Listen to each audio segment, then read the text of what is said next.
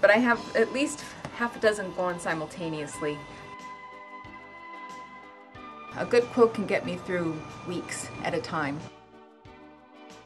It's a small little book, but it has so much in it. And here's my current, book favorite stack. What I'm reading right now. Some are in my bedroom for just, fun reading before I go to bed. Some are, in my chapel book. It just depends, but I have at least half a dozen going simultaneously most of the time. But some of these actually connected. It's funny how that happens sometimes. You're reading a book and the next thing you pick up is connected with the book you're reading. I think that's, God working behind the scenes, making sure that, you're getting the book that He wants you to read, and these kind of things are signs for me. But this book here, Let God, I've posted it on Facebook, and I've done a review. You can read. It's a little bit more coherent if you read it. It's a small little book, but it has so much in it that you find yourself going back. Like if you finish a chapter, you can't read it too fast. You feel like you missed something. You have to go back and read it again. But it's something that you can apply to your own spiritual life. And it's based on the letters of Fennel On. And he was a priest that was, I think he was in the court of Louis XIV, or one of those French kings, but it was a very decadent period in France, and he was like the religious stabilizing factor for the young people that were at court, and they would just kind of all group around him. But it's taken from his letters, which are very practical, very down to earth, kind of like Saint Francis de Sales, the Introduction to the Devout Life. Things that you can really apply. It's not, over your head, high as the sky, sounds nice, but you can't do anything with it. Francois Fennel On is extremely practical, and even though this is from, the 16 or 1700s, it sounds like he's writing to you today. So this was the book that started me on my present Fennel On craze, and a new book came into the book center, shortly thereafter, and I snapped it up. Poor people didn't have a chance. I didn't even put it out on the floor because I wanted it so badly.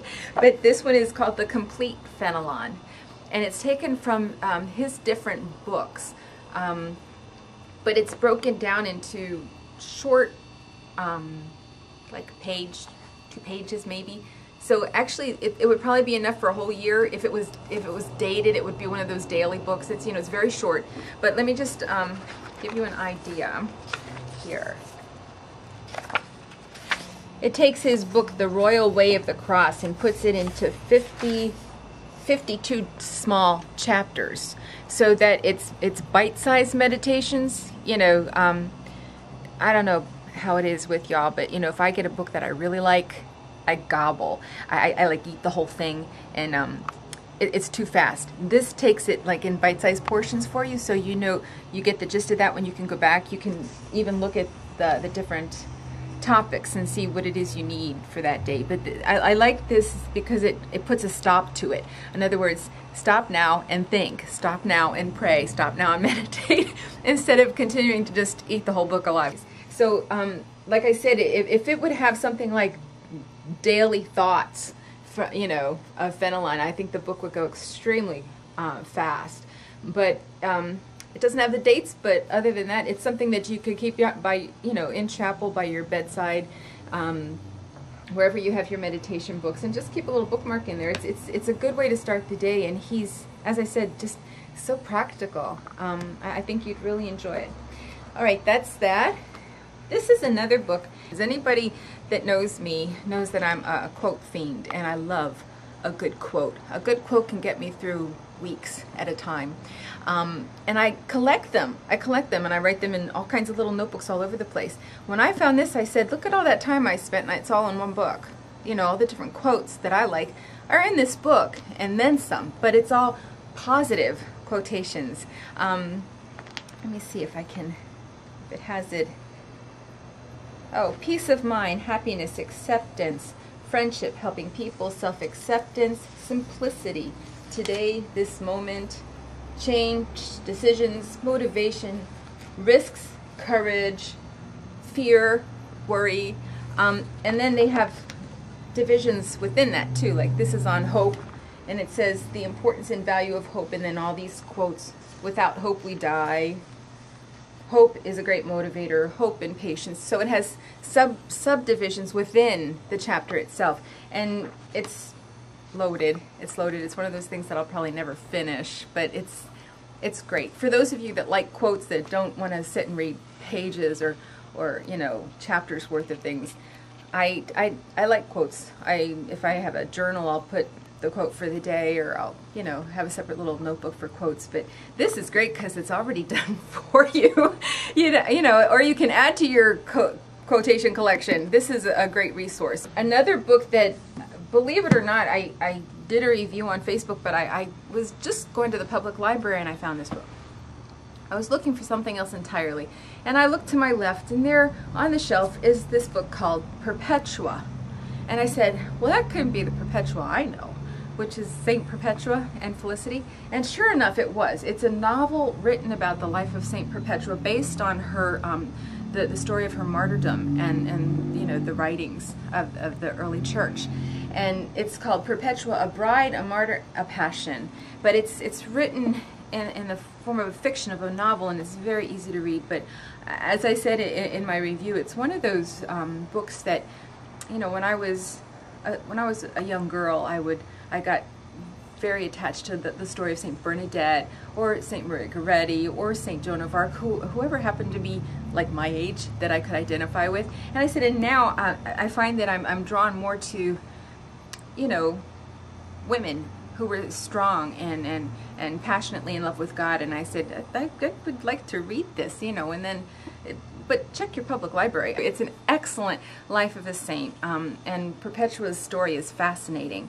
And as I said, sometimes you pick up the next book and it's got something that's connected. Sure enough, I got a book for Christmas, because everybody knows I like books, so most of what I got for Christmas was books. This one was, a sister in the community gave me this book because she saw me looking at it. Short chapters from famous writers: John Steinbeck, Thomas Merton, Dietrich Bonhoeffer, Dorothy Day, C.S. Lewis, Aristotle, Leo Tolstoy. It's a great collection of writings. But one of them, I was just flipping through because Sister Ann wanted to know what books I was reading, and I said, well, I'm reading this one, but I didn't even get to this part yet. And they had one on, I think, here it is, The Martyrdom of Perpetua, which is taken from the writings of the early Christians in North Africa. And it's her whole story of her arrest, her imprisonment, the acts of her martyrdom, and it's what this novel is based on. And in fact, at the end of this novel, the last few pages are verbatim the acts of her martyrdom. And it reads like a novel. It's a great story. It's a great story, and still inspiring to this day. So this is another great book that I would highly suggest. Again, for those people that don't want to, even though it's very large, it looks large, but it's short chapters. As you see, it's a whole anthology of famous writers speaking about this topic that most people are really, I don't know, I think it's an interest for everybody, because everybody wants to lead a life that really matters. So, Leading Lives That Matter, Perpetua, another one I would highly suggest. And the book of positive quotations for people who really don't want much more than a sentence. And Fennel On. I really, really like Fennel On. Can't recommend him highly enough, because he really speaks to you from his heart, and he speaks you know, in the language of today that you would be able, you know, to apply to your own life. And that's my little pile for today. I hope you enjoyed it, and I'll be back later with some more great titles.